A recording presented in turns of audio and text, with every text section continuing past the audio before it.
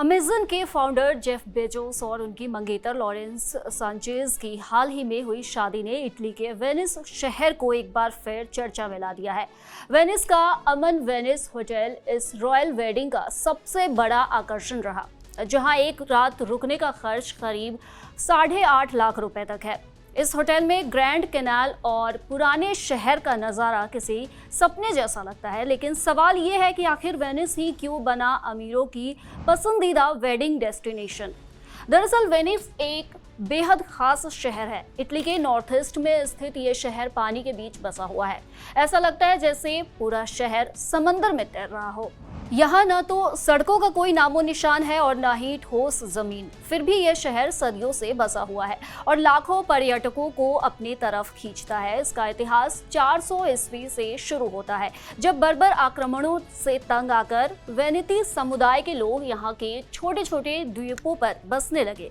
421 ईस्वी में उन्होंने यहाँ एक स्वतंत्र लोकतांत्रिक शहर की नींव रखी, जो 1797 तक स्वतंत्र रहा, जिसके बाद नेपोलियन ने इस कब्जा कर लिया।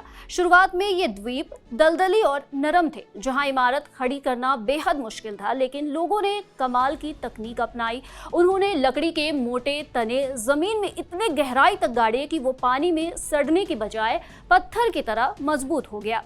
इन्हीं पर लकड़ी के तख्त और फिर पत्थर रखकर वेनिस शहर को खड़ा किया गया। बाद में इन नींवों पर 3 मंजिला इमारतें बनाई गई ताकि वजन ज्यादा ना हो।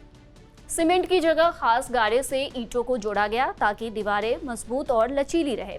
और जब लोग स्थायी रूप से बसने लगे तो एक द्वीप से दूसरे तक जाने के लिए पत्थर के पुल बनाए गए।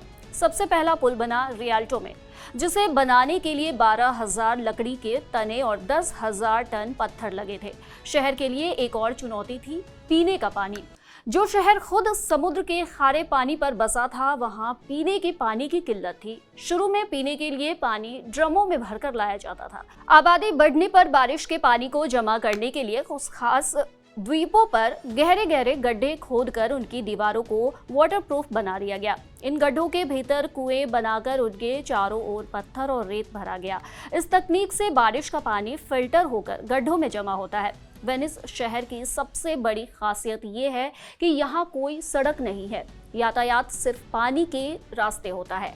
छोटी छोटी नहरों में चलती है गंडोला नावें।